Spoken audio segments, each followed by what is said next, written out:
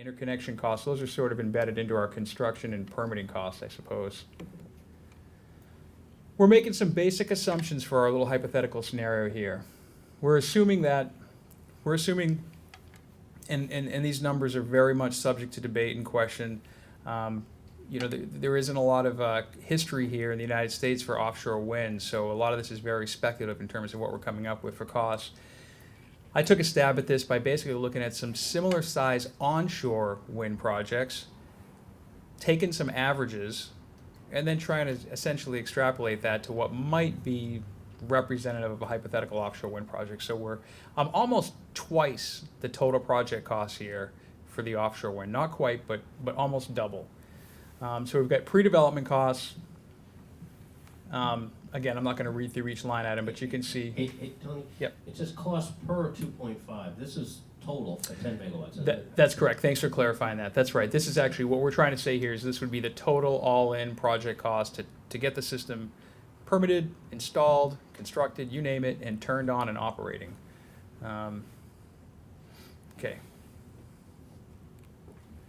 We have some operating, it's going to be a $70 million project. How are we going to pay for this thing? So what we're going to do is we're going to go through a little exercise here to figure out what types of cash flows this project will generate in order to raise the financing we need to actually fund that $70 million of project costs. So what are we going to assume? Well, we're going to assume that we're going to build this project and we're going to sell the power to perhaps either the town or some utility or maybe even some other buyer. But we're going to assume we're going to sell the power over a 20-year period. We're going to sell the power pursuant to what's called the Power Purchase Agreement, PPA. The starting rate for the power is going to be 6.5 cents per kilowatt hour, which is probably a competitive rate in order to entice a buyer. And we're going to assume that the power is going to start at 6.5 cents per kilowatt hour and then escalate annually at a 2% rate. Again, not a bad rate.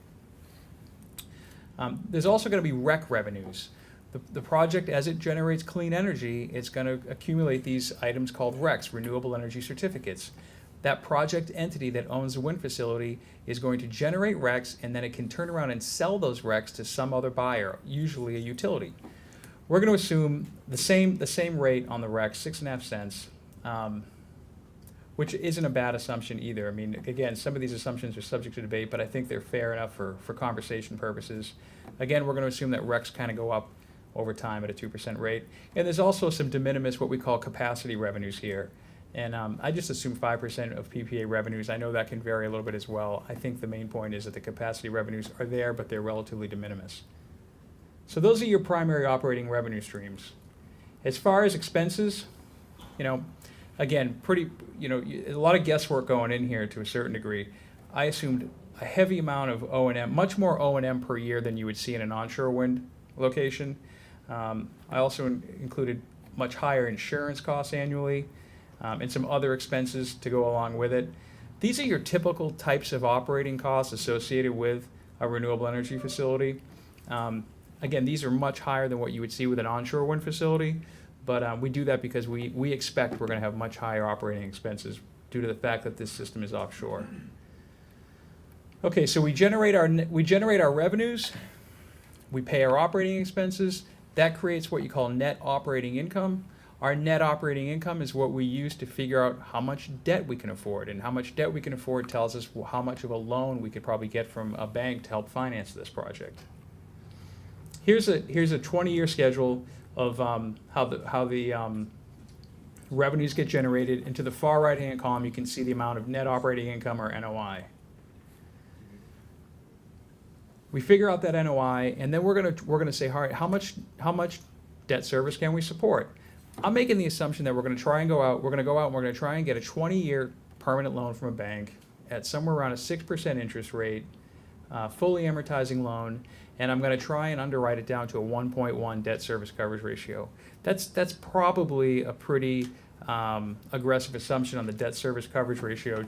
Oftentimes, I think you're more apt to see something like a 1.25 debt service coverage ratio, so I'm being a little optimistic here. But what does that ratio mean? It basically means if you take your NOI, you divide that by your annual debt service payments, that ratio is your debt service coverage ratio. Most lenders want to see at least a 1.1 or even higher debt service coverage ratio. Okay, and if you kind of do the math, if you take the NOI I came up with, apply these terms, you'll see that the project could support a total senior loan of around $9 million. Again, we have a $70 million total project. The debt piece can only fund, say, $9 million, so we've got a long way to go. This is just a sketch, you know, the NOI, and shows you how the debt service coverage ratio works out. Okay, next what we're going to do is we figured out our debt piece. Now let's figure out how much investor equity we could potentially raise. We've got our net operating income.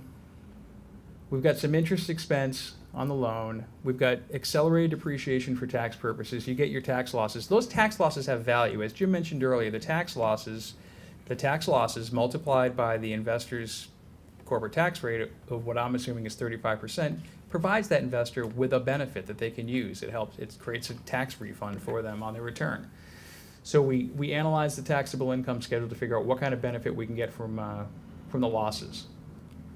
Next, we're going to look at, in this example here, I'm looking at production tax credits. And to be honest with you, with the ITC available in such a high-cost project, we may have actually been better off looking at the 30% ITC. But in this example, I'm looking at the production tax credits. The tax credits, you know, you've got your production per year. That rate might be slightly off there, but it's pretty close. The 30 million and a half kilowatt hours produced per year, multiplied by roughly 2.2 cents per kilowatt hour, is going to generate, as you can see, $660,000 of credits per year. The production tax credit's a 10-year program, so you get 10 years worth of credits. So you can see here, this project would generate somewhere around, you know, $6.7 million, $6.6 million of total tax credits that you could not necessarily sell, but you could monetize by admitting a limited partner investor. So we've got tax losses to offer our investor. We've got production tax credits to offer our investor. Those are your two primary incentives. We also might generate some cash flow, and if we do, we can also offer that to our investor as well. So let's look at our cash flow. Again, we've got our net operating income, or NOI, toward the left side of the screen. You calculate your cash flow by taking your NOI. You back out your debt service payments.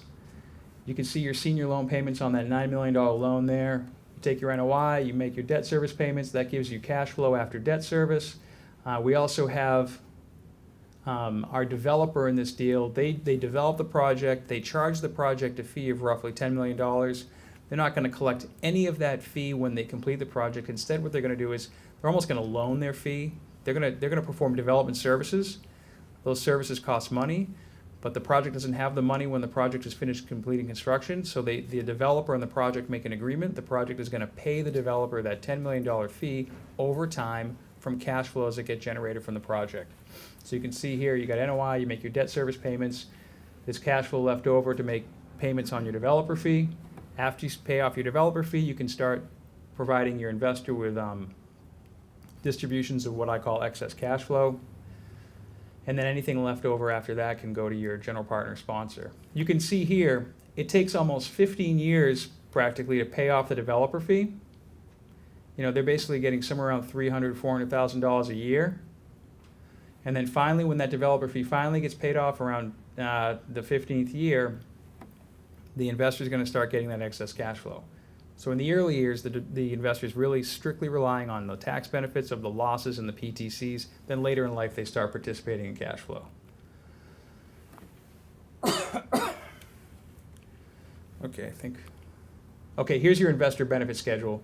In this project here, based off of the benefits that we can offer with losses, credits, and cash flow, we figured we could raise around $12.5 million. And if I know the font is a little small, but in the upper left-hand section, you can see that in 2011, the investor is going to put $12.5 million into the deal. And then over the years, you can see the benefits they're going to get back. And they're going to get back around $650,000 per year federal production tax credits. And the next column, you got your excess cash flow, which they don't start getting until later in the deal. And then they're also going to get benefits from tax losses, which you can see sort of moving over towards the right-hand column. What you can't see is down at the bottom what their net benefit is, but we kind of added a slide here to give you an idea. In total, if you look at these benefits to the investor over a 20-year period, they can expect to get an after-tax annual rate of return of just over 12%, and the net present value of their overall benefits is just over $2 million. I think those on the surface look like sort of market rates of return these days. I think the one thing that's different about this scenario here is there's no flip. And Jim mentioned earlier that there's the concept of this partnership flip where oftentimes the investor wants to get out as soon as possible. The developer wants to really own the project outright in the long haul. I think of that as I picked this up from one of my partners. He always refers to this as a prearranged divorce, where the general partner and limited partner, they come together on day one. They know they want to split up, so they kind of arrange the split structure. This is different. This is a scenario where the general partner and the limited partner agree that they're going to be in this together for the next 20 years. That's because if you looked at this deal in a situation where there was a flip, it would be very expensive for the developer to try and get this investor these kinds of rates of returns. Here are the general partner or the sponsor benefits. In this scenario here, we have the general partner actually contributing real cash of $7 million to the project, roughly 10%. It's a big number, but 10% of total project costs I don't think is unrealistic. But that's obviously, I'm not the one writing the check, so subject to a little bit of debate there. And the developer is going to get a lot of the same benefits. They're going to get, let me back up here. They're going to put $7 million in. They're going to get a smaller amount of PTCs. You can see they're only getting 1%. However, we're assuming that the developer and the general partner are related. So I'm including the developer fee payments and the sponsor's benefits. They're going to get that stream of cash flows and the developer fee payments. Plus, they're going to get some excess cash flow later in life. You can see that they started to get some of that. Plus, they do also get some benefits from the tax losses. Overall, it's not a bad deal for the developer as well. The net present value of the sponsor benefits here are close to $4 million. So over the long haul, it's a patient play for them. It's a patient play here for both the general partner and the limited partner, but patience pays off. It's a good economic return for them in the long haul. All right, so let's take a look. We raised debt of $9 million. We raised investor equity of $12.5 million. We raised sponsor capital of $7 million, okay? The developer was kind enough to leave $10 million of their fee into the project and wait over time. That's funded more than half of the total project cost, but you can see in the bottom here, we still have an unfunded portion of project costs of $31.5 million. That's a sizable gap. Where is that gap going to come from? One of the things we could have done that Jim pointed out earlier, this project could actually go for the ITC, and they would have, total eligible basis here was around $60 million. They could have probably raised an additional maybe $5 or $6 million of equity by going with the ITC route, which would close the gap a bit. What other options do we have? You can maybe some federal grants potentially, state and local grants, if you can get them. They're hard to come by these days. Do the ratepayers pay more money for the power? That's an option, not necessarily a popular one, but an option. Something else? Something maybe creative from the manufacturer, perhaps? I said, all right, what if you actually went a ratepayer funded mechanism here? And I just took a very, very basic example. I said you're unfunded by $31.5 million. Let's say you're trying to recover that cost over 20 years, and you're going to get a little bit of interest on it. You'd have to recover around $2.2 million of cost per year in order to pay the whole thing off over time.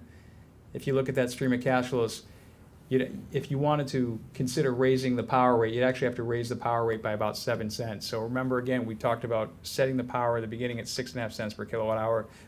This would propose actually raising it to around 13 cents to start. Significant difference, but even though that seems like a significant increase, when you compare it to other proposed offshore wind projects, I'd say it's competitive, if not better.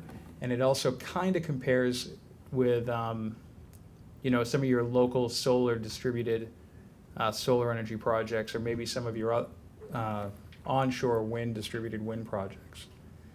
So just to kind of summarize here, again, you've got the Hull offshore wind project. You've got your project sponsor that's going to put $7 million in.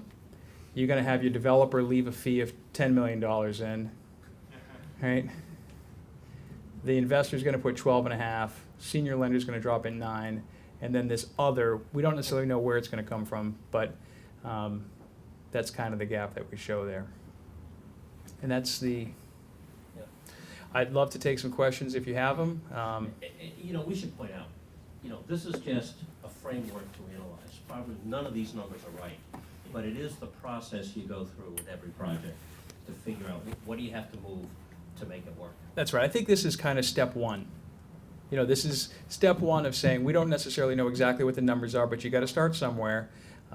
We came up with some reasonable assumptions to kind of start with, and then it's a matter of kind of evaluating other scenarios. We could have looked at a few different things. We could have looked at not taking advantage of tax credits and maybe using some other type of financing mechanism. Using the tax credits it can be complicated from a structuring standpoint, but it can also be a very efficient way to kind of get a project financed. Great. Well, join me in thanking Tony and Jim. There you guys go. And you'll be around and available for questions, right? Yes. Thank you so much, guys. Thank you so much. That's great. Thanks, Andy. Great. How are folks feeling so far? Full day of learning?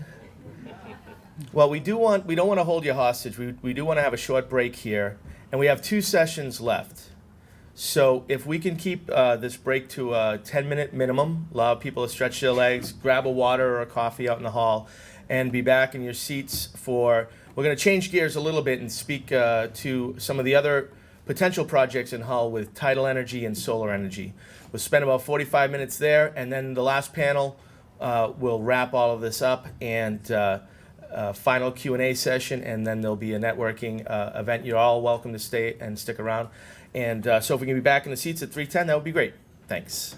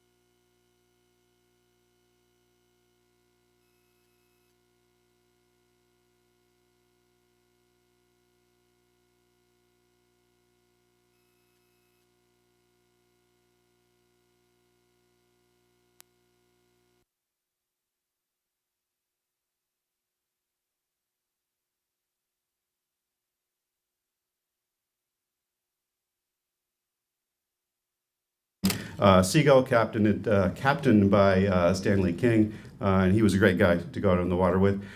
Okay, now, looking at the data, the best area with the strongest tidal flows is indicated there, and this happened to be under the bridge. Now, a priori, if you're in a system like this and you're looking for what may be the best area for tidal energy, it's best to look under the bridge first. Bridge, to minimize construction costs, have to be built at narrows. You may expect the tidal flow to be best there, and this was in fact the case.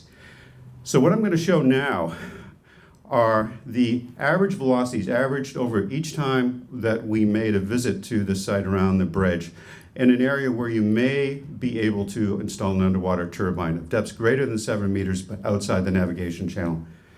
Okay, so this is the basically the velocity signal over the course of a tidal cycle, nice sinusoidal velocity, peaking out both on the flood and the ebb tide about 1 meter per second, about 2 knots.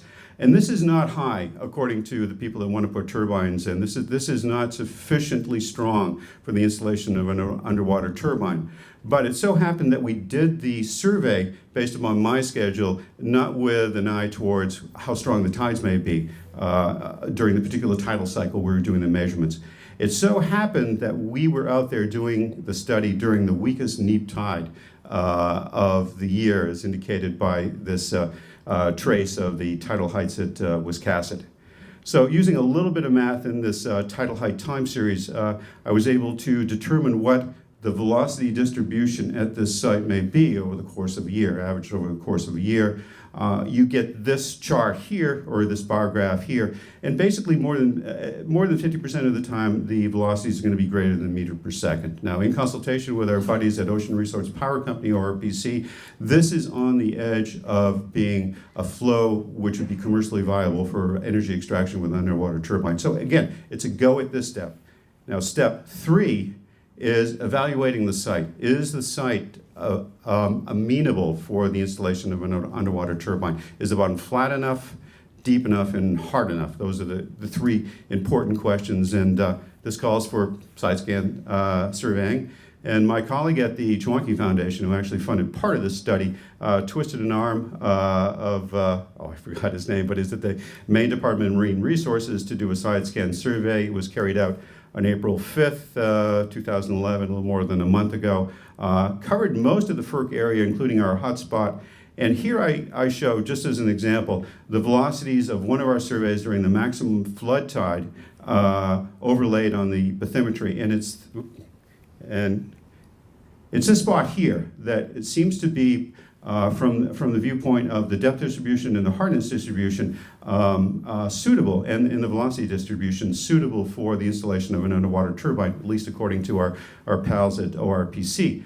So the next step, the 4th step in this is all off-the-shelf oceanographic procedures and instrumentation. The final step is installing a moored velocity profiler, an 8 ECP, to collect velocity at what we deem as our best site over a full lunar cycle. And this I expect to do sometime this summer, early this fall. What I'll probably do, because it's a very tough area to deploy and recover in, I'll probably put it on a tripod such as this, weighted so it stays put, and because it's always, you can recover either by a mooring line that you keep at the surface, or by basically moorings on the device, which you then trigger the release of with an acoustic release, and that's probably,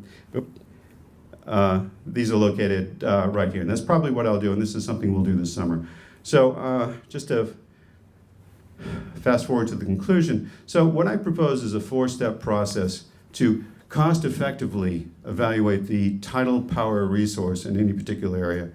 And it starts out with hydrodynamic modeling, and if it's a go, to the next step, shipboard surveying, side scan surveying, and moored velocity profiles. Just to give, and it's great I'm talking after the finance people, because I'm going to give you some numbers for what this is going to cost, and it's going to seem like real peanuts. For these first 3 steps, it's in the order of thousands of dollars, not in tens of thousands of dollars. And for the final step, because it involves deployment and recovery of the tripod, it's a little bit more expensive. It's in the order of $35,000 to $40,000. But because most of the entities interested in extracting tidal power from a nearby tidal stream tend to be either towns or not well endowed foundations, it's good to keep these costs low and to basically make it a step process, so if it's a no-go, they haven't invested a lot of money in a no answer. That's it. Thanks, Joe. Great, great.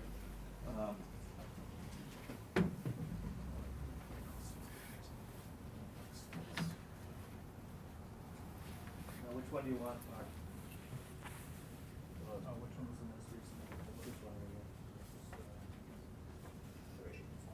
Excellent. Let me just say a few words.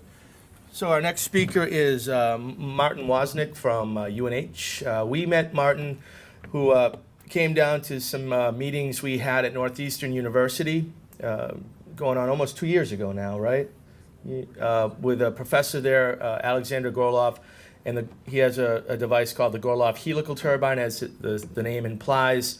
It's a helical machine that's omnidirectional, both you can mount it vertically or horizontally, and very scalable. You could add more units. The units range from about 50 to 150 kilowatts, and he's got a lot of activity in South Korea. It's a technology that could fit into the channel at the end of Hull, at the Hull Gut. Martin's here to talk about some of the projects he's working on and the technology that's out there and available today. So, Martin Wozniak. Thanks, Andrew. Okay, so I'm going to shift gears a little bit and talk about what we're doing on the research side with respect to hydrokinetics and show a couple of examples.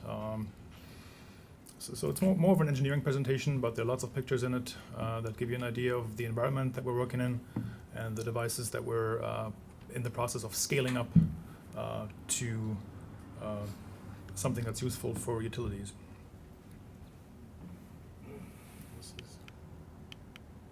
That wasn't the right button. All right, so it's left and right. Laser in the middle, right? Yep, left and right. Yep. Good, great. Sorry.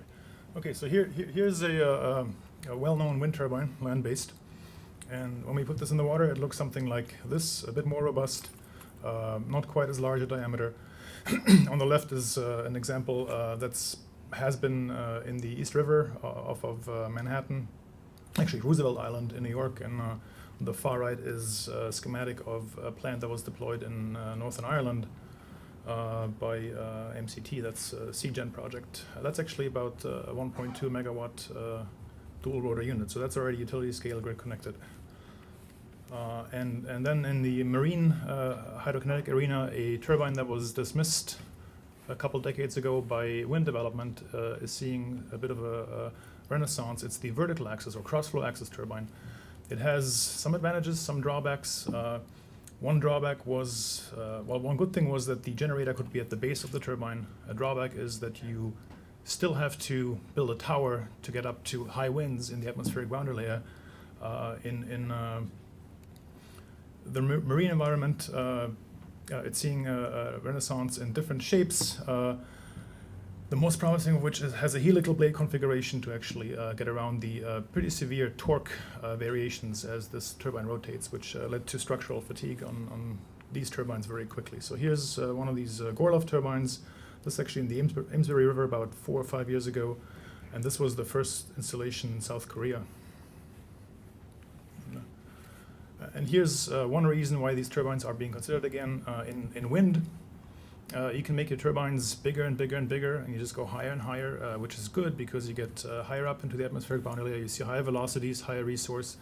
In a tidal channel, you're limited by the depth you have in the water, right? So you can't really go very much higher, and you can, in some sense, fill out an available cross-section better with these cross-flow axis devices, which you can install both horizontally and vertically.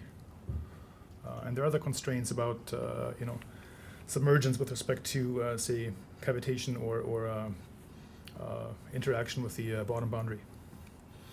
At our center, we provide multiple scale research, technology development, evaluation, education, etc. For developers. When I started UNH about 3 years ago, we joined forces from several departments, different backgrounds. I'm a fluid mechanician. We have folks with decades of experience in ocean engineering, electrical engineers, sort of all the engineering disciplines that you need to make this work from an engineering point of view. And we also have a small slice of coast that we use quite intensively. And we have a couple of open water test sites that have very good characteristics, which I will point out in a moment. So here's a map of the New Hampshire coast. This is the Piscataqua River, which forms the boundary between Maine and New Hampshire, about an hour north of Boston. For scale, this is 2.5 miles on the bar here. So the university campus and the Ocean Engineering Lab is here at the end of this arm of the estuary. We then have a Narrows, again, under a bridge, through which half the volume of Great Bay has to flow through each tidal cycle, hence high velocities, very good test site. We have a pier with support vessels that support both the inland test site and an open water test site, which is about a mile south of the Isles of Shoals in about 50 meters of water. Okay, on campus, we have big tanks, engineering tanks, wave, tow tanks, variety of other tunnels. It's sort of, the Department of Energy is interested in what level you can bring a technology to in the scale-up process. So these numbers here, TRL, stand for technology readiness level. And in the laboratory, you get to a certain size, a certain scale, and then you move to an open water site. A couple of examples. This is actually the aforementioned Gorloff helical turbine under test here in a test bed in the tow tank. Some hydrofoil research, and a couple of different wave energy conversion devices in the wave tank. Data. You have to investigate operation under different conditions. On the left is some theoretical modeling that actually predicts how much energy we can extract with a approximately 1 meter squared area device at our tidal test site, and the result is we can power about one household with that device. That was modeled, some more numerical modeling, and you have to operate these devices in both waves and varying levels of turbulence. So these different kinds of turbines, whether it's a horizontal axis like the two wind turbines here, or one of these cross-flow axis turbines, interact differently with waves and turbines. The cross-flow, this is actually a test with a Gorloff turbine. And it actually performs better in waves. It doesn't matter from which direction the flow is coming. It can harvest a portion of that energy regardless of whether it's a tidal flow or a wave-induced motion superimposed on that. And I won't go too much into the turbulence aspect, but we're designing experiments to essentially generate some blade scale turbulence to look at what these effects are. The wind industry, as some of you may know, is still grappling with some of those issues many decades after they were first realized. The test site for tidal devices, this is the FERC permit area, but we really only want to test in this area here. We actually got our permit just to prevent developers from interfering with our test plans, pretty much. Here's an overhead shot. The middle bridge is currently being built. The other two exist. And you can see from the wakes of the bridge piers how much flow there is, really, how fast it is. We see velocities of typical peak velocity during each cycle is about 4 knots, 2 meters per second. We've measured up to 5.3, 5.4 knots at our site. And it's nice and flat and deep, so it's ideal for testing. Same instrument that Jim was using, an acoustic Doppler current profiler. These are sort of quasi-instantaneous transects to look at the structure. You can see the bridge piers, which are the low velocity areas, and then essentially we have a very large open water flume to test these devices. Green gets you above 2 meters per second here, roughly. There still is a profile in there. We also have long-term time series from bottom deployed devices. We use these trawl-proof cages, similar to the tripod. So if anybody's interested, I have much more data on this site. The video should well,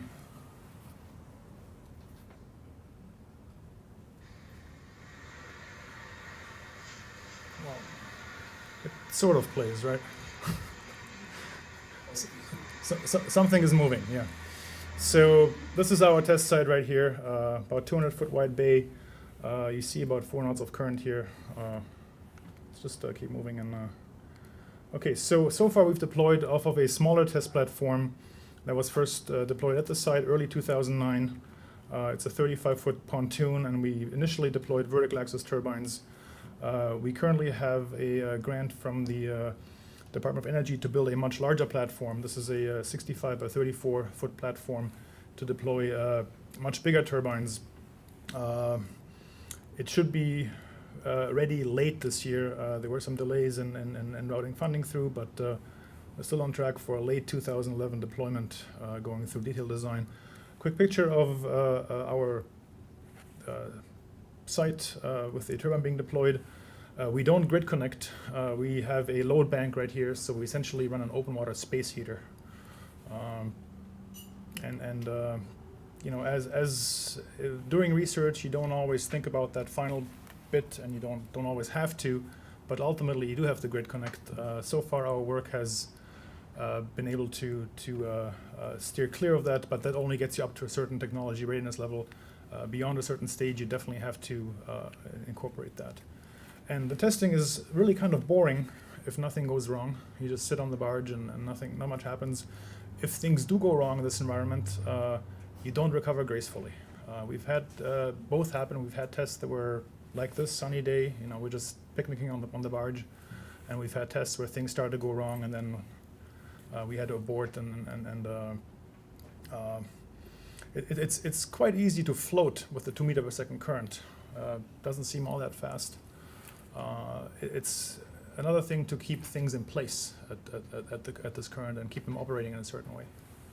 So the next generation barge, here's the current design without all the details in it. We're going through the details and a bid package right now, and this should also play if I click on the animation.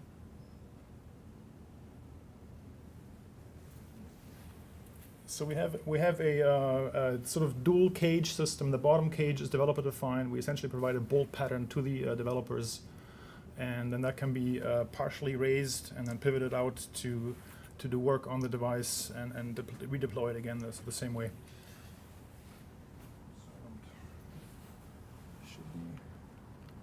Okay, so it can be used with turbines up to 4 meter in diameter. These are the horizontal axis turbines.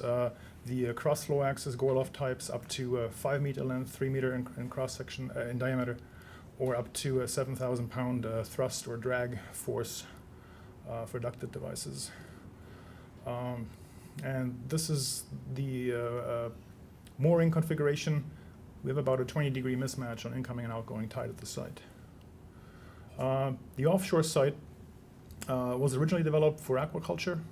Over the last 15 years, we've been adapting it to use as a wave and an offshore wind test site. Permitting is an important piece of the puzzle. It takes a long time to get the permits. This site is fully research permitted, hence readily available. It's in state waters. That gets you out of issues with BOMER,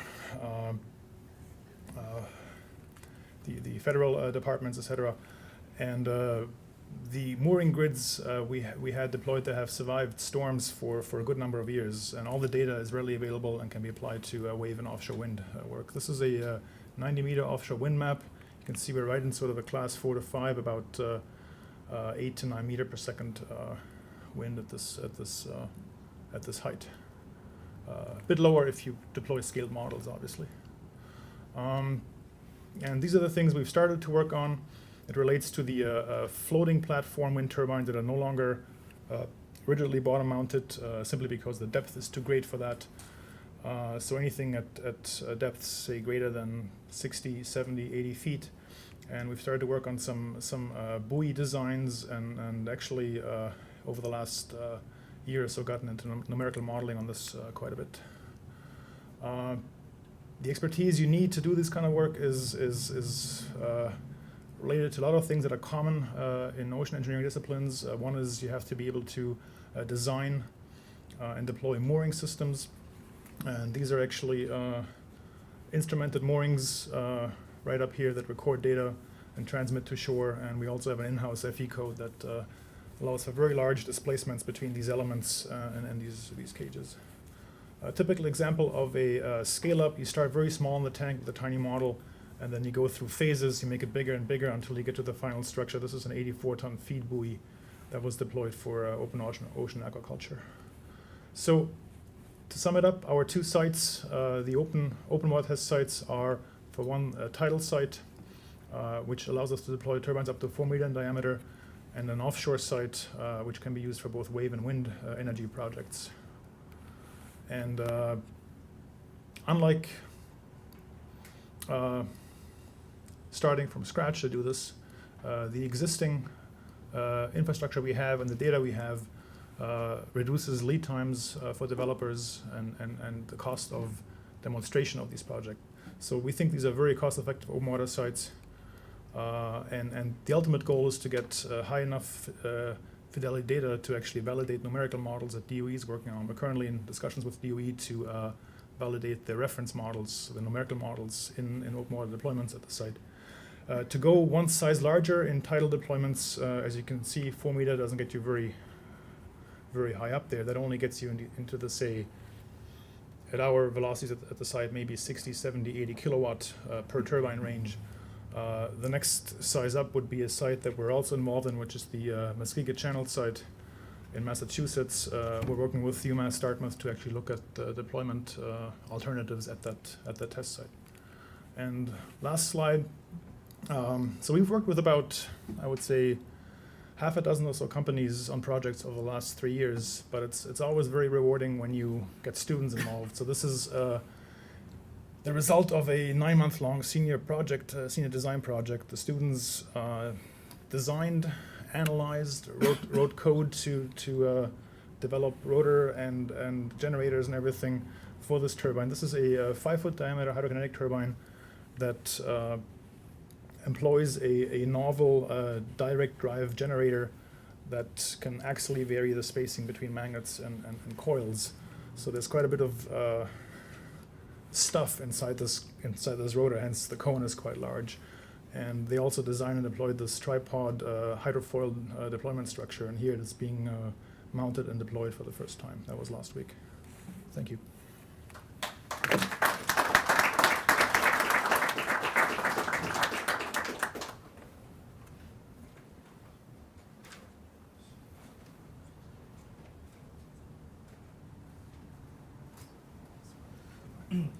Great. Thank you, Martin. And that's just some great stuff. Our next speaker I met, I believe it was fall of 2006. Former Mayor of Brockton, Jack Units, has done some terrific projects turning brownfields to bright fields. And Jack's going to speak a little bit about that. Jack? Thanks. Thank you so much. Thanks, Andy. It's great to be back in Hull. I love Hull. For those of us that grew up in Western Plymouth County, this was our first beach, our first roller coaster ride, and under a polygraph, probably our first kiss. So it brings back a lot of memories every time I come down here. Thanks for having us. This is an opportunity I get to talk about something that was very special back in 2000 when it all began and when it opened in 2006. But it's become quite common now to see bright fields growing up all over Massachusetts. One of the tasks I have now is I do consulting in the solar world, and I've walked many of the dumps, including Hingham and Situate, to seek out places to develop solar arrays in unique situations. Hull, by the way, is extremely unique, and it has a muni. So the potential here for you to do something like this is huge. Our brownfield, where we go? Oops, the wrong way. Our brownfield situation was a former gas plant. It buried gas ash for over 100 years. It became a Superfund site, and it sits a quarter mile from City Hall in downtown Brockton. Here we go. Yeah. Right? There it is. It's right in the heart of the city, and this is the way it looks today. That brownfield, by the way, was when Thomas Edison came into Brockton to build the first municipal solar power plant. He said that this would end the need to bury ash The element fought him because they didn't want any wires in the downtown, so the wires were buried in the downtown, but the ash was still here. I hired a tremendous brownfields coordinator named Laurie Ribeiro, who was both Harvard and MIT, and she came into our city with this express purpose of cleaning up our brownfields. This came as an afterthought. We had eradicated a lot of the brownfields from 96 to 2000, and one day we drove by this one. I said, what can we do here? Within a few months, she had come up with this incredible plan to convert this absolute mess into a bright field. And I tell you, it was incredible back then because there was nobody that knew how to do it within the bureaucracy of Massachusetts. It was we had 112 separate points of you might say challenge during the course of developing this brownfield, and we also had to deal with 4 home rule petitions. A lot of these things were eradicated, and I'm not going to get into them because of the Green Communities bill that was passed subsequent to our completion of this process when Governor Deval Patrick got elected. But during the Romney administration, this was a very difficult process. That just lists some of our partners. And this gives you an example of some of the challenging points of concern that we had going forward. Everything from financing to net metering to converting park property, which it was at one point, into renewable use. Everything was dealt with in terms of crisis. It took a number of public meetings, a number of hearings before the legislature, and a lot of education and training. What we have now is we developed, of the 27 acres, we developed 10 of them. We get about 520 kilowatts on that particular site. There's a phase 2 that hopefully will go out to bid soon. Phase 1 is in the lower part of this picture. Phase 2 is on the top. The neighbors were originally very apprehensive about this. However, they were so used to seeing this major cleanup, and by the way, the site is capped, permanently capped, and it can't be permeated, so that was another challenge. They were so used to seeing nothing but weeds and fearing a threat that ultimately, when they saw it, they welcomed it. What we have is 1,512 Scott solar panels on the site, the 300 separate modules facing south. 42 degrees is the parallel degrees. I do want to say that most landfills aren't capped with the idea of eventually going to solar, so it can be a challenge. But there's enough progress in the solar film world today. The poly films that are coming out of China in particular will generate about 30% efficiency of these, but it's still better than nothing. And they're a lot more inexpensive. These just give you some samples of the construction process, which again was very complicated because we couldn't permeate that cap. That's how it looks today throughout, and we have an educational center there as well. We do get school trips down there, particularly from the science classes and the elementary school level and junior highs. And that's the Edison Education Center. That gives you an idea. They can go in there, they can see how much in terms of greenhouse gases are being saved. This is a great before and after shot.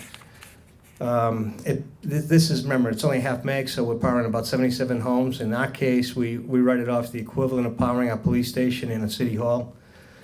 And again, these are some of the gases that are removed from our environment by going this way. Massachusetts really doesn't have an environmental policy. America does not have an environmental policy. You saw that earlier today when Tony and Jim were talking about financing these projects. It's extremely complicated because it changes year to year. And these, you're talking about amortization schedules here that should probably be 30 or 40 years, not 10 to 20 years. Because these solar panels will indeed last at least 30 years. The credits, the complication of getting grants when money is not available, all these kind of things are evidence of the fact that our country hasn't quite focused on what is important in terms of energy. An energy plan should be a 50-year plan, not a one-year plan. And if the country's going to go this way with renewables, it's got to start developing a comprehensive picture that factors in what we do have and the cleanest of the fossil fuels and gas, wind, solar, and some of the ingenious ideas that are coming out of the reuse of our oceans. Our pre-development costs for site preps are all laid out here. I'm not going to run through them here. It's towards the end of the day. But ultimately, it came to a little over $3 million to do this half-meg project. The panels today are much more efficient than they were back in 2005 when we ordered these. So you're going to get a bit of payback today, and it's not going to be as complicated in terms of the pre-development costs. These are some of the policy changes that I just talked about. The Green Communities Bill has come out, and we increased the cap. We've improved net metering, although we haven't solved the net metering problem yet. Interconnections is still a problem. Everybody's going to face it. You'll have less problem here in Hull because you already are a muni, and you can tie in a little bit easier. But the bottom line is making this work financially was extremely difficult. It required DOE grants, something that were difficult to get in the Republican administration. It required RTC grants from Massachusetts Renewable Trust. Once again, they were a battle, but we got them, and what wouldn't happen without them. And we bonded, the city actually bonded the balance to make it work. The CFO, as I said, wanted this to be he wanted to be neutral on the budget, and we were able to pull that off. And actually, we've shot in the payback period given the cost of energy today. So that we expect that this plant will be fully paid for on an expedited basis, and we can go to phase 2 probably within 2 years. Just an idea, I know you've got a landfill here. There are landfills all over, but if you marry landfills with flat roofs, sign lease agreements with your private sector, your public buildings with flat roofs, you'll be surprised at what you can generate in terms of solar in addition to what you're already doing with wind. And believe me, you are a leading community in that regard.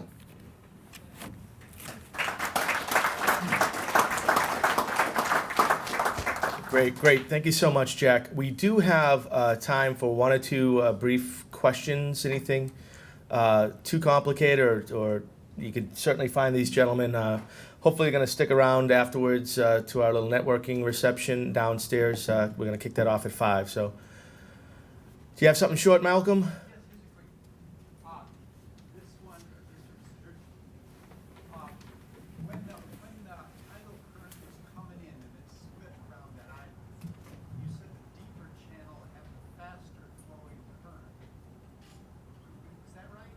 Okay, let me come over here. Okay, that's Terrain Dynamics 101. Basically, I was talking about the tidal wave, and the propagation of the wave is proportional to the propagation speed of the wave is proportional to the depth. That's 1/2 square root of GH. So the deeper the depth, the faster the wave propagates. But it doesn't mean the tidal velocities are faster. Just the wave. You think of the high tide propagates up the channel faster than if it was in the shallower channel. Great. Well, join me again in thanking the panelists. Jim, thank you so much.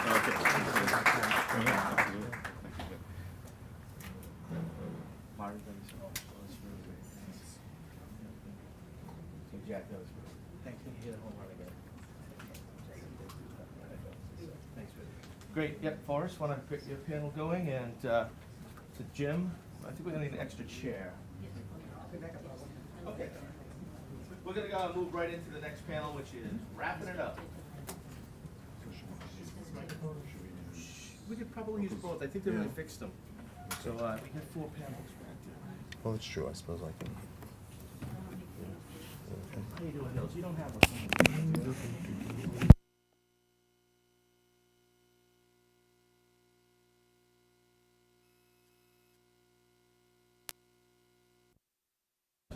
Wrapping it all, putting a bow on it. Oh, let's see what we have for a little name tags. What do you want to be today? Stephen R. Collins. Different batteries in here. We don't have Jim.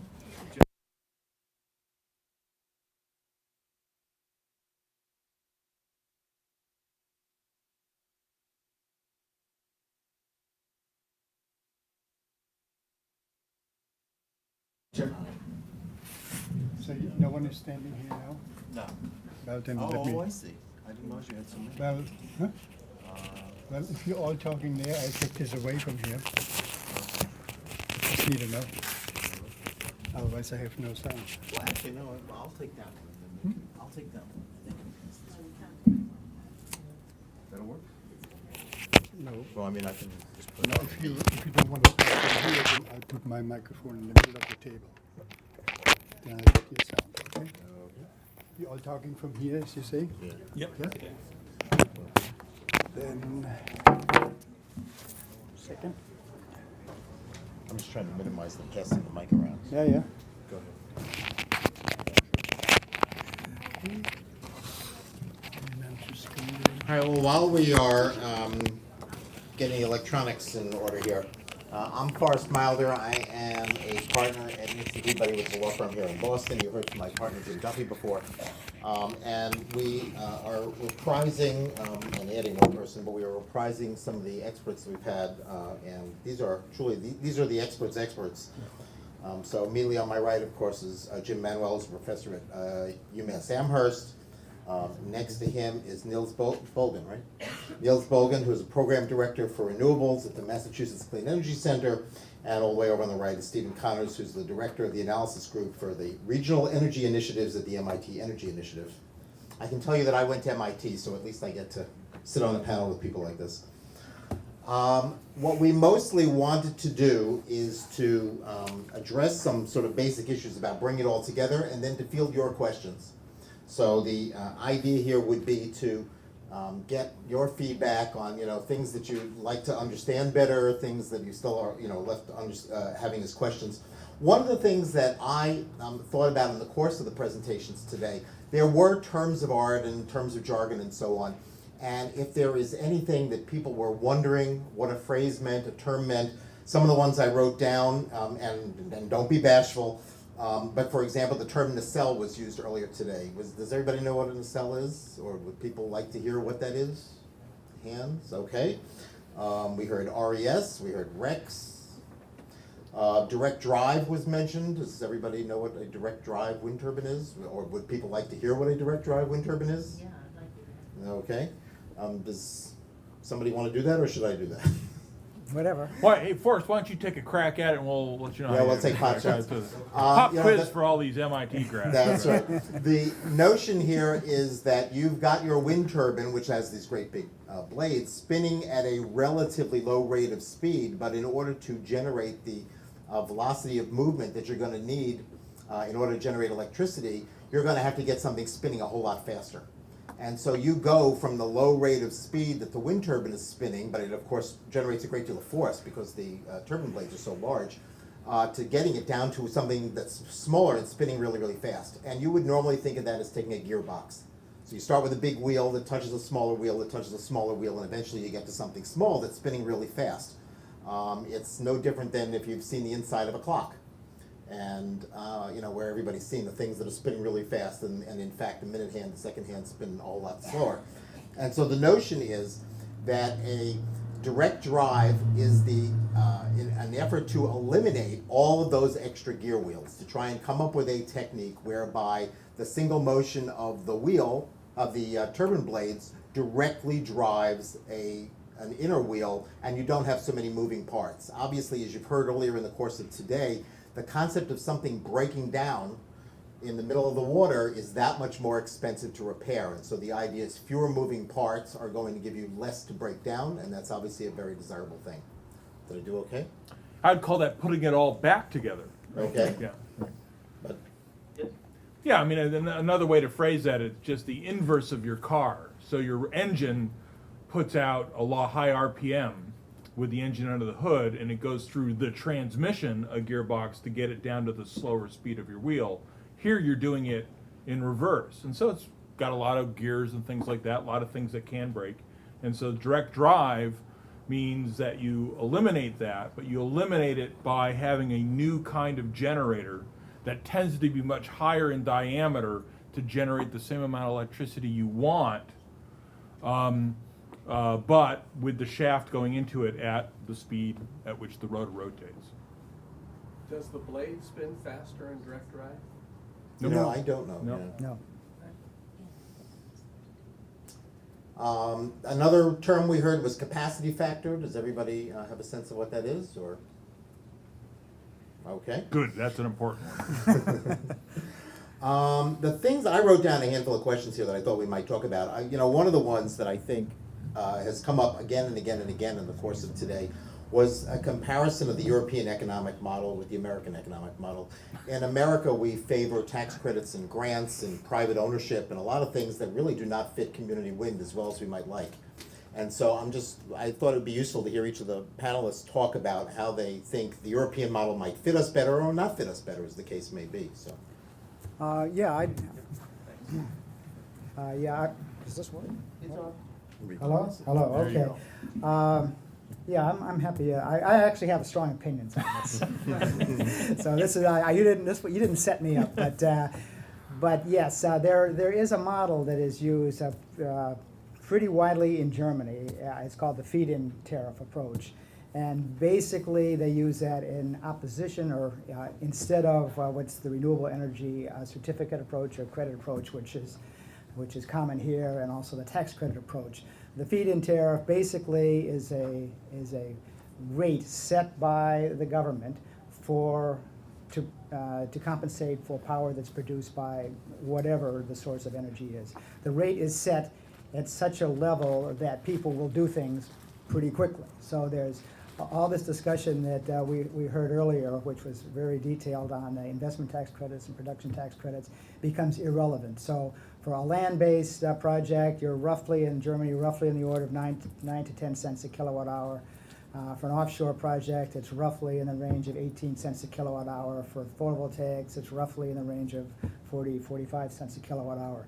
So if you want to do a project, you just do it. You go to the bank and you say, I'm guaranteed this rate. And they say, well, that looks good. And they give you the money. So it vastly simplifies the whole process. And without that, Germany would be nowhere. Germany was nowhere until it adopted this approach roughly 10 years ago. Denmark had a similar approach. The UK tried the renewable energy certificate approach and is basically, I think, looking at this feed-in tariff as a more sensible method. I could add a few words on that, and not intended as a rebuttal about the feed-in tariff, just to highlight what we do have in place here for policies. You've heard mention of the Green Communities Act that was passed in 2008. It expanded and liberalized our net metering approach in Massachusetts, allowed projects up to 2 megawatts in size, and sort of removed the requirement that the wind turbine, if that's what it is, be installed at a load, a manufacturing facility or a town hall or something like that, and that the power first be used on site. It did open up the opportunities where you could do something like Hull 2 on the landfill, and that project could qualify for net metering, which wouldn't get it as much revenue as a feed-in tariff would. The feed-in tariff would be set to cover all the revenue requirements. With net metering in Massachusetts, though, you would earn revenue up to the sort of the retail rate for power in that area, as opposed to having to sell it at the lower wholesale rate. Still, on top of the retail rate, you have to add the rec market, and that's where things get a little bit less certain. Yeah, and let me add a little more context to this, because a key question that normally isn't asked is, what are we trying to do with the subsidy? And there's different levels of subsidization for different purposes. And I think the first one you normally think about is sort of an investment tax credit. So you're trying to develop a technology, you're trying to provide incentives to companies to develop the next generation of turbine. So we're not really talking about that here today. Most of the feed-in tariffs and the RPSs are there to essentially jumpstart or prime the pump for the new industry. And so there's this question of sunset provisions, and yes, you do a feed-in tariff, but what's too generous? I mean, some of us think that the feed-in tariff structurally is pretty good, but boy, you can almost do too good a job of it. You over-subsidize a technology, you might get junk. You under-subsidize it, and you don't jumpstart the industry. And so it's a question of what you're trying to do there. And if you're trying to jumpstart the industry, do you jumpstart it forever? And the answer is, well, maybe you do, because there might be some co-benefits to this in terms of energy security or environmental benefit, or just educational value. I think is is a very important one in terms of just broader science and education. And I had a lot of fun missing the regulatory panel today because I was talking to the high school kids, and it was a blast, you know. But what are you trying to do with the subsidization? Then the structure and both the structure and the magnitude of the subsidy comes in, and we just don't really have that debate very much. This probably brings us to a related question, which is the notion of simply leadership in the renewable energy field in America. You know, the notion we've heard earlier discussed today, how once upon a time America was the leader in renewables. It is clearly becoming the Chinese. The Chinese, of course, have a system in which their government announces, this is what we're going to do. And we seem to just be endlessly debating this, and it becomes very difficult for the president or anyone to say, this is the policy we should have. In fact, Jim and I were talking earlier about just the notion of, you know, in the 1960s, Kennedy announces in 10 years we're going to get to the moon. And there doesn't seem to be the political will to do that sort of thing anymore. I for one, will wait and see how well those Chinese massive investments in wind work. Well, I'd like to see their O&M rates, their availability rates, and their capacity factors before all is said and done. I mean, one thing that's very interesting, I think, Jim, you know, is how low the capacity factors are for all this wind in places like even Spain and Portugal and Germany. I think they're sort of in the high teens, low 20% in a lot of the land-based systems, you know, even in places where there's very high penetrations like Spain and Portugal. Offshore, much better, thankfully, but it's one of these things where I'm not sure that they've quite done it with enough rigor, and you know, the Chinese government's thrown a lot of money at this, but I want to see how well they perform. Well, if I could comment on that, I actually don't think there's anything wrong with having low capacity factors of a wind turbine. If you want to put a wind turbine in a place where it's not that windy, it's going to have a lower capacity factor. The question is, how much energy does it take to build a wind turbine, and how much energy do you get back over its lifetime? And I think basically what the minimum, say, wind speed level is set in Germany is taking that into account. And also the feed-in tariff rate is a two-step model, so you have a higher rate in the beginning, a lower rate in the end, and when there's a transition is a function of the wind speed and the production. So that means that rather than spend all your time and money doing monitoring of sites before you put the turbine up and then saying, oh gee, it's not windy enough, you just put the turbine up, and if it turns out to be real windy, then you change your rate sooner. If it's not so windy, you change your rate later. But all the projects are in sites that are windy enough that it's worth your while to do it. Yeah, Mark. go ahead. The question was leadership in renewable energy, state level versus federal level, or something like that, right? I think much of the renewable energy policy initiatives have, I think, of necessity come from state level efforts beginning, at least looking as far back as the late 1990s when electric utility restructuring was just beginning. Beginning with Massachusetts and a few other states, California, they enacted renewable portfolio standards. And you could debate whether that was sort of the optimum policy to enact, but there began to be a groundswell of states adopting these kinds of policies. And there has been the federal tax credit available. It's had its limitations in terms of uncertainty, so we get these boom and bust cycles with respect to wind power, for example, when the tax credit expires for a while, so the pipeline drops off, but then it kicks back in again. But by and large, state level policies and initiatives have at least been successful in creating the market for a lot of renewable energy development. I'm going to take the... I would also add municipal initiatives just like so Hull. the questions Yeah, are... well, I've got like two more. And then Okay. we've all heard a lot about, the senator from New York has made a big issue out of the whole notion of grants for projects which are built largely with foreign parts. And we've heard a lot of discussion today about how there are certain tools which are simply not available in America. You know, the vessels that are required to take the stuff out into the water are only made in Europe and things of that nature. guys have any thoughts about where to go from here? What, might encourage what we need to do to catch up to something that we used to lead in? Well, maybe just start left to right or whatever. Well, clearly, we've got ourselves into a fix. I don't think that's, yeah. The East, certainly the East Coast of the United States has gone under a long process of deindustrialization, really since the end of World War II, I think. It seems to me that both parties, the Democrats and Republicans, could agree on the need to reindustrialize a large part of the United States, and wind energy, all these renewables are certainly good candidates for that. Offshore wind energy is perhaps the best single place to consider going for the reindustrialization of the ports and the harbors and all that of the whole East Coast. We truly have lost the majority of our capability, but there's no reason that we could not bring it back. It's just a matter of deciding to do it. I think it was Rudy who brought up the fact that it was really the oil and gas industry infrastructure in Scandinavia, northern Germany, that really enabled the offshore wind industry to get jump-started in the first place. And what we need is a big picture view of what will allow us to do the same thing. We clearly have an enormous resource off the shore. I mean, it's just probably the biggest single resource that the United States has exists off of our shore, but we've got ourselves kind of stuck. We say, oh, we can't do it, it's too expensive, we don't have the ships.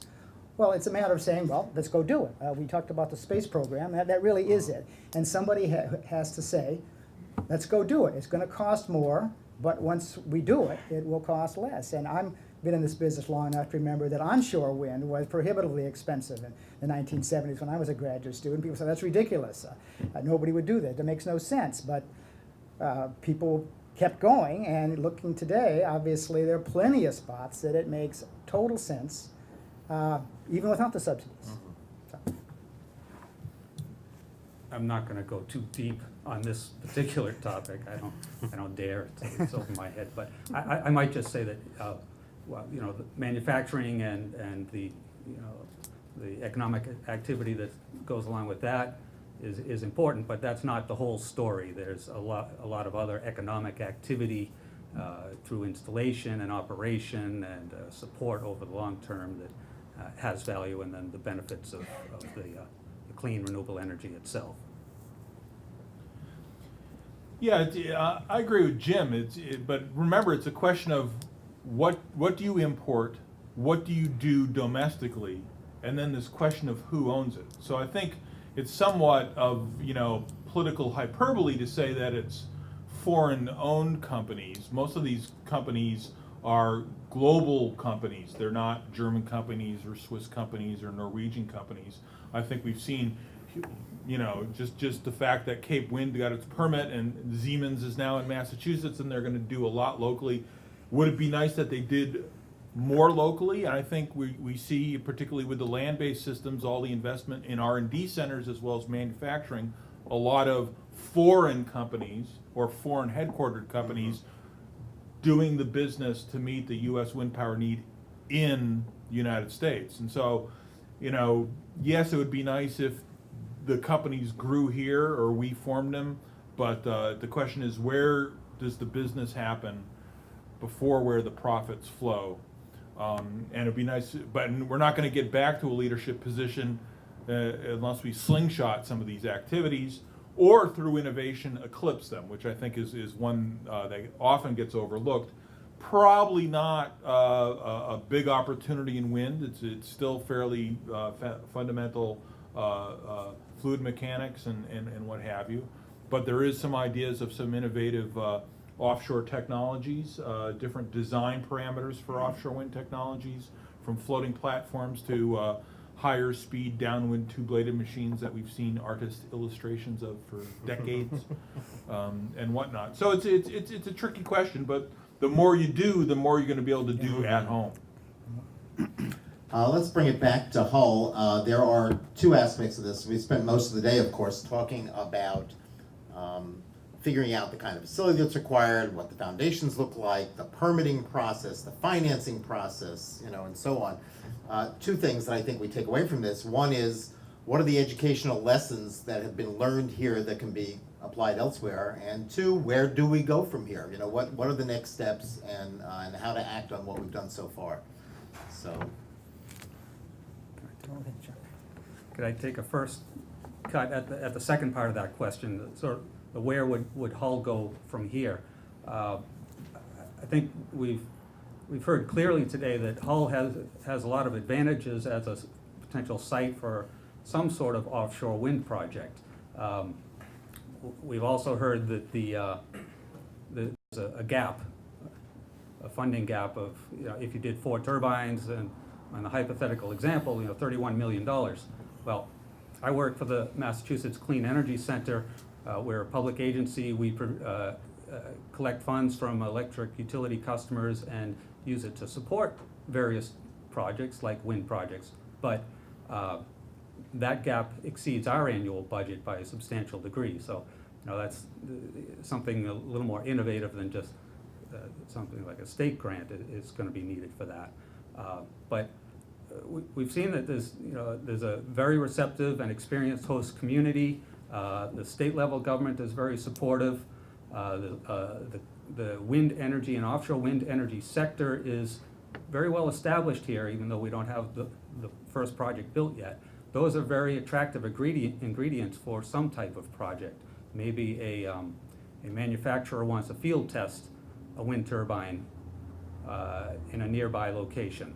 Right offshore here would be great for that. Or a turbine that serves as a research and testing platform or a training platform for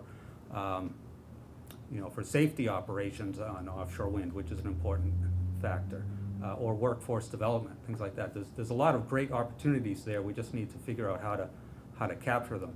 My suggestion, I'm sort of a process person at the agency that I work at. One approach might be to, have some sort of project sponsor group coalesce, certainly with Hull at the core of it, but other parties that are interested, and put together something that sort of documents and plays up the opportunity, and then go out and market it, or at least be ready for when an opportunity comes along. That might help create some more prospects. why don't we finish the group, and then we'll take the question afterwards. I've thought of, I guess, why just Hull? And what about incorporating other towns to help address this funding gap and creating a bigger project? And you guys have thought about that and ways to involve other towns, or even towns that don't have a coastline, try to continue to create more of a regional or community. Yeah, that's a good point. Actually, that's the way my thoughts were going, although in a slightly different way. Is can towns group together on individual projects?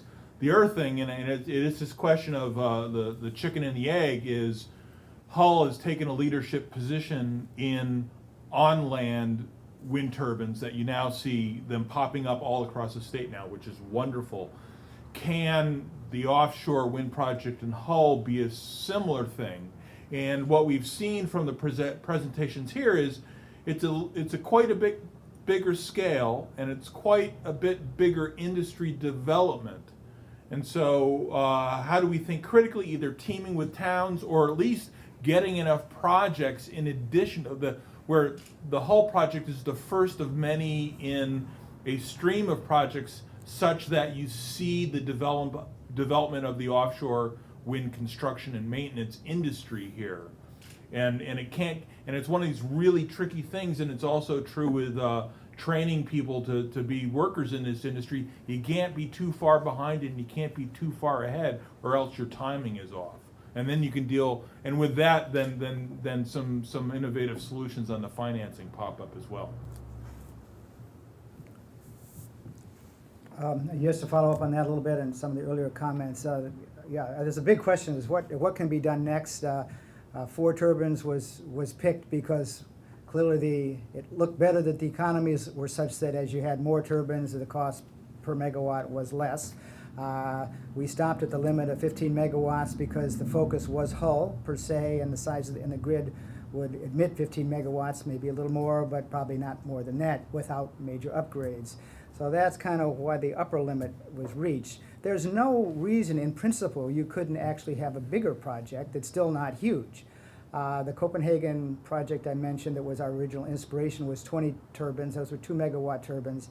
And to include, say, the town of Hingham with an arc as opposed to a straight line looking like the Copenhagen one, clearly the cost per megawatt would go down, and that would improve the economics.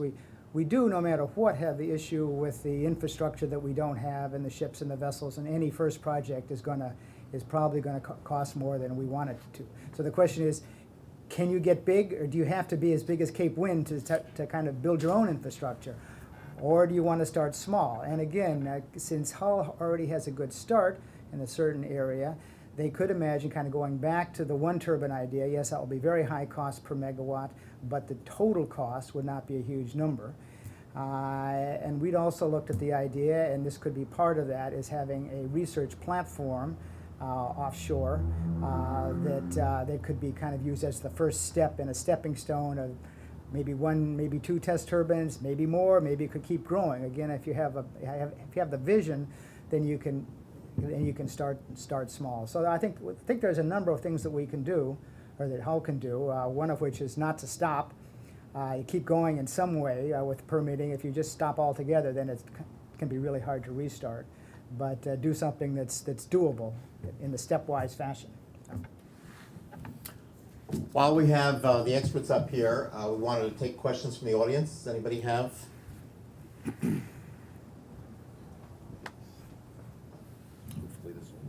So name and question. Make it brief. Bruce Meacham, Situate Renewable Energy Committee. The ocean management plan suggests that we could have between 1 mile and 3 miles offshore along the entire coastline of Massachusetts up to 100 turbines. It sounds to me like if the state were to foster an organized attack on that project, we could jumpstart, as you're suggesting, the construction and supply chain needs. And that brings me to a second question.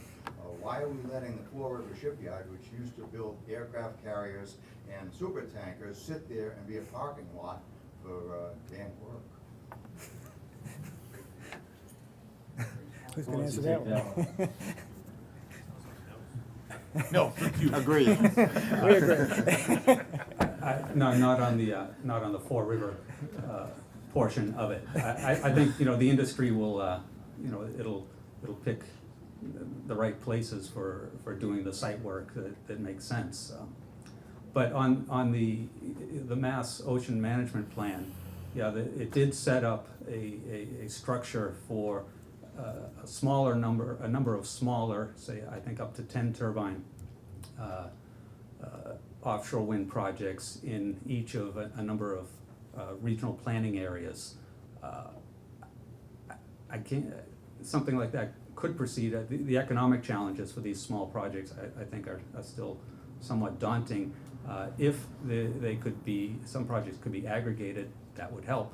And if you could sequence them so that your installation vessel is working its way down the coast or something like that. Some of the planning agencies are taking a look at it. I know on Cape Cod, the Cape Cod Commission has a process that has pretty much gone through the screening process of where within the waters that is under their jurisdiction, and it actually includes most of Cape Cod Bay. They've gone through the screening process and identified the areas where there wouldn't be so many conflicts. I would point out that it's the area left over appears to be in Nantucket Sound, but closer to shore. And you could think back to all of the debate about the Cape Wind project, which is further out, and the visibility concerns. So it would be challenging, but some sort of cooperation, aggregation approach certainly would be helpful. Nils? No, I have a quick follow-up on that. Has there been any discussion about the potential of sort of slingshotting off the infrastructure development for building Cape Wind? I'm not aware of any discussion about it, but that's a logical approach, and I think we've tossed that idea around with respect to Hull too. When Cape Wind is being built, cranes in the area or the vessels in the area, that might be an opportunity. Yeah, and just one more comment on that too. Clearly, these small projects all by themselves are tough, but I believe that there's no intrinsic reason that you can't have small projects if your infrastructure is set up for it. Turbines are individual units in any case, and so if the wherewithal is there to install them, oversee them, maintain them, and whatnot, multiple small projects could work. They do have advantages in terms of proximity to shore. I think that's a benefit that sometimes gets ignored in the comparison between very large projects far from shore and smaller projects closer to shore. If people are happy to see these smaller projects closer to shore, then I think there are some economic benefits from that. So again, a big picture view of this is that I think it's doable, but it needs kind of the vision and the wherewithal to bring it together. Any more questions? I had one last one for our panel, which is there has been a very notable absence of NIMBYism here. Nobody has stood up at this conference and said, "Gee, why are we doing this here? I don't want it here. Or, I'm unhappy about it." And usually you have this expectation when you bring together a whole bunch of people in a community that somebody's going to complain about a big project. What do you attribute that to? Well, there is a big crowd out front.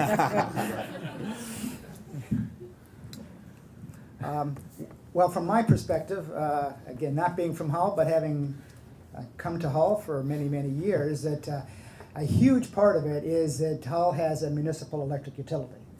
And so I think most people view these turbines that they look at as fundamentally theirs. And so it's not somebody else coming in and wrecking my view. It's, hey, there's my turbine,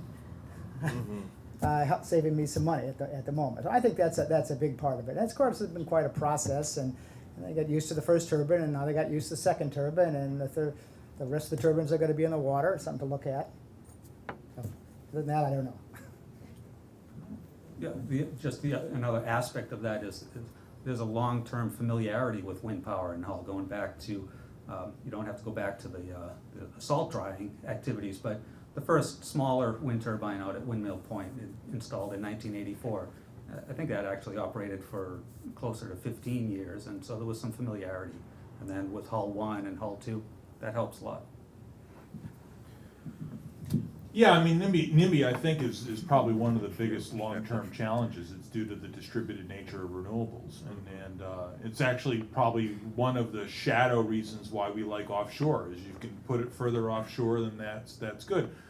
Cape Wind is a unique site in that respect, that it's shoehorned between the islands and the Cape proper. But I think on land, I mean, you're going to get NIMBY on every kind of project. I mean, we're seeing right now out by UMass, they want to put a solar plant on a landfill, and the neighbors are, complaining about potential reflection issues. So, I mean, one of the things that I think why we have seen so much solar on the planet is that it goes on people's roofs, and sure. So NIMBY will always be there.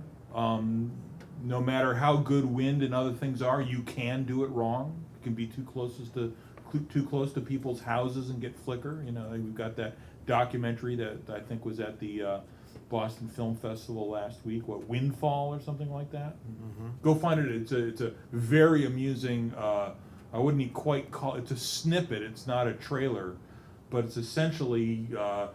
This shadow flicker coming through these people's houses, and the dog running around and barking and things like that, and it's like, well, it's really close to this turbine, probably on this guy's land, right? So you probably shouldn't have signed that up, but they don't go, and it's like, well, flicker's only there for how many minutes as the sun goes up and goes down. So I think a lot of public education.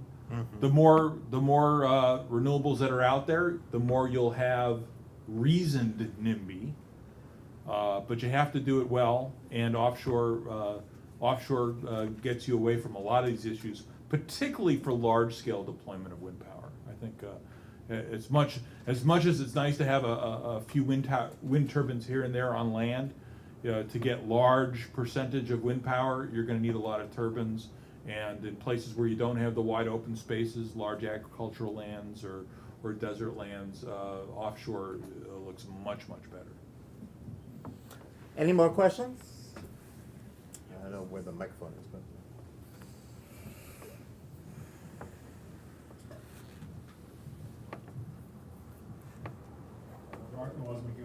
This question may be irrelevant, and was probably discussed in the last 5 years in Hull, but since offshore wind is still fairly far up the cost curve, yes, you have the higher wind speeds, higher capacity factor, etc., but why not wait and let big projects bring down the cost curve and do more land-based wind? Are you entirely out of spots in Hull? Is there more room on the sites that you have previously studied, or that's just sort of the underlying scenario being that without any really significant government funding, the financing gap is going to remain pretty large for those 4 turbines, and you don't have that same cost issue if you put them on land. Yeah, I think I can answer that. There's kind of 2 parts to that, 2 parts to the answer. One is that as a part of the requirements that I mentioned earlier in the permitting, Hull was required to do an alternatives analysis, and in that process we looked at all of the land that's readily available in Hull and see if you could put up roughly 15 megawatts of wind turbines, and the answer is we couldn't. So if you want to do it in Hull, you couldn't do that. The other part of the puzzle is that offshore looked like a real interesting application and challenge in some ways. As I said, quite honestly, the costs have not gone down since we started. When we started, we got a believable number from GE at $2,500 per kilowatt, and now it's more like $4,000. And so when we started, and with the price of power, it looked much more likely to be economic. So that with the kind of the mix of this could have been a very early project. It had many features that made it look attractive, but again, if you wanted 15 megawatts on land, it didn't appear to be any place you could do it. Just sort of a follow-up comment. For example, the biggest manufacturer in Germany, Aircon, is deliberately staying away from offshore sites until all the land-based demand is satisfied, just because of risk reduction. Yeah, I can. Yeah, so you comment that Enercon is taking a land-only practice, even though they have direct drive machines and stuff like that. I actually, it's an interesting question. I'd actually say no, because the technology evolution path for large offshore is substantially different than onshore. I mean, the way we heard it from the technology panel today. And I actually sort of was thinking about Enercon with the direct drive conversation earlier today when we had at lunch, is that are there benefits to land-based wind turbines long-term by the technology innovations that will be done for high reliability, fewer parts, offshore machines, independent of size, not looking at the next 3 years, but jumping 10 years out and then looking back. So I think it's a different technology evolution path. I mean, what you heard from Siemens and GE, and we've heard it from Vestas and other things, is that it's not the same animal. And the GE guy said, well, we took our machine, scaled it up to the 3.6 arc low bank machine, and then decided that's not the way to go. And they've come back to the direct drive machines. Well, I would just. Well, let's We have can a finish discussion technology provider guy here. Yeah, my name is Sil. I'm working on wind turbines.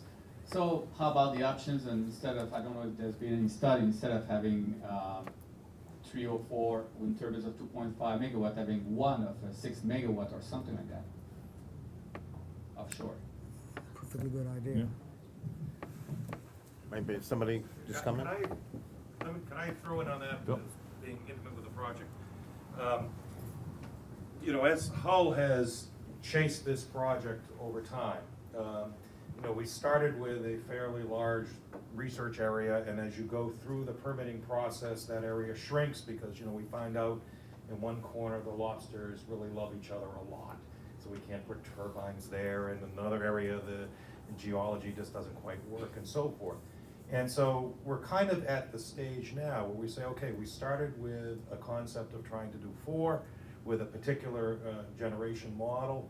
But if we can't do 4, we still may want to get that output, and if that means that we end up doing 3 or 2 that are larger, then okay, that's something that's acceptable and so forth. But the other big juncture, and one of the reasons why we wanted to host all these folks, all you folks that are here today, and to kind of get the benefit of your expertise, is to, you know, identify bottlenecks that would prevent this project from going forward, some of which we have experienced directly. The permitting for this project has been very, very difficult, not because the permitting agencies wanted to be difficult, because they really didn't have any paradigm to work on this project. You know, when we came to it, they said, well, we've got to kind of make up a model for offshore permitting.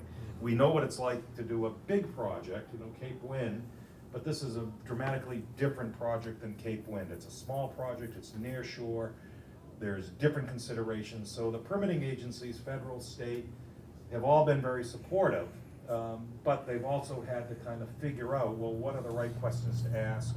And of course, every time a question is asked, it's, you know, another $10,000, $20,000 to get that answer, and it's time.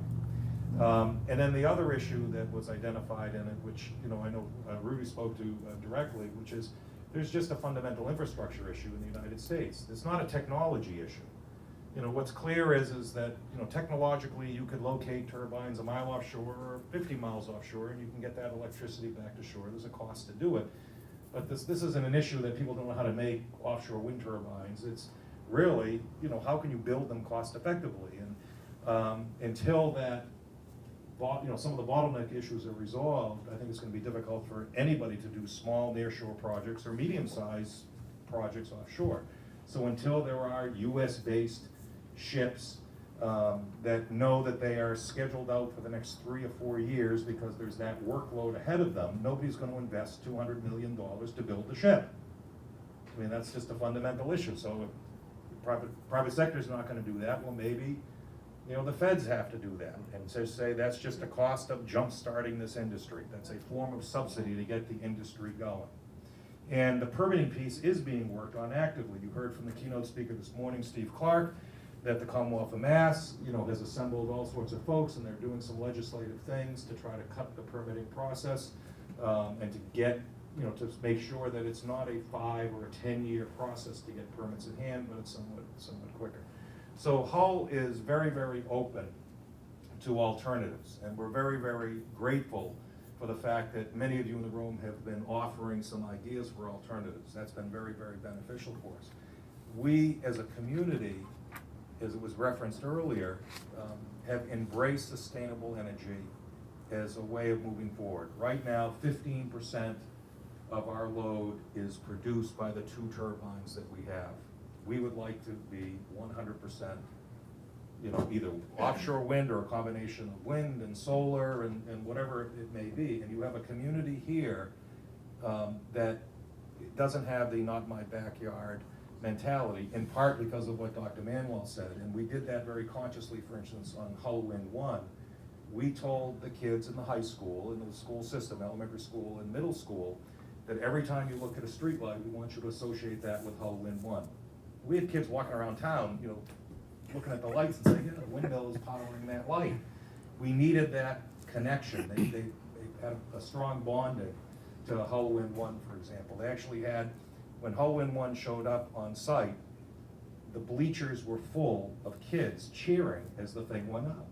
So, you know, the lessons we learned are people need to have an ownership in it or understand what the direct connection is, and then the not in the backyard piece goes away. And the other lesson we're learning is that sometimes first is very expensive, and that's probably nothing new to most of you folks here because you're all kind of cutting-edge technology people. But, you know, we need to do something to reduce the known bottlenecks. This is not a technology problem any longer. It's an administrative, political problem. How do we get subsidies in place, or somebody in the federal level to say, okay, we're going to commission 2 US ships that are gonna work the East Coast, and they're gonna be in place, you know, and working for the next 5 years or 10 years, whatever the case may be. Somebody, one of the speakers, I was speaking with him last evening, said that Europe, I think, is looking to do 20,000 offshore turbines in the next 15 years or so. Well, the guys who own the boats that do the monopiles certainly know they have workload for the next 15 or 20 years. There is no US ship manufacturer today that can tell you they have work more than 2 or 3 years ahead, and they're just not gonna make the investment. Thank you. I was wondering if there's any chance of leveraging Cape Wind, or positioning this as a test project for Cape Wind. Is it too late for that? So, did you hear me? Yeah, I think Cape Wind is leading a whole project for now, yeah. So that's, they're spending money, yeah.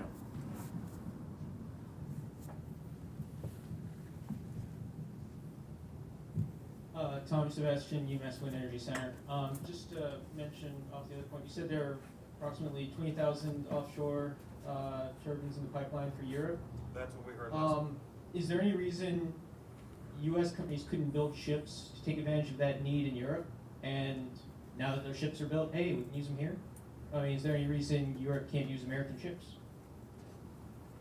I'm sure there's no reason why they can't. That's actually a very good question. I was thinking the same thing myself. I said, wow, there are that many ships being needed. People could just build ships here and go That over would be there. the John Paul Jones Act, right? Jacques Jones Act of France. That's that. Most of the European ships are being built in the Far East. Yeah, that's right, that's a good point. China, Korea are building most of the ships, just like the U.S. lost most of its shipbuilding to Korea, Far East, so it has the Europeans. Well, that was an inspirational question. Do we have, I want to thank everybody for coming, and please thank our panel.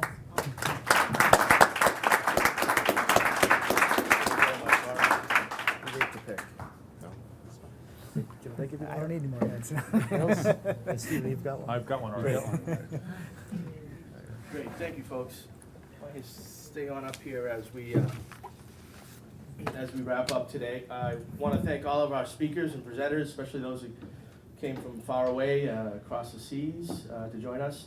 And especially you, the attendees, a very long day full of a lot of content, a lot of excellent information, and looks like a direction to go. More information for Hull to digest and to work off. And at this moment, I'd like to bring the town manager, Phil Lemnios, back up, say a few last words, and thanks again.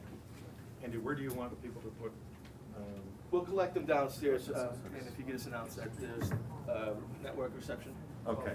First of all, the fun business, there is a networking reception downstairs beginning at 5 o'clock, so we encourage everyone that has an opportunity to stick around and have a chance to socialize a little bit.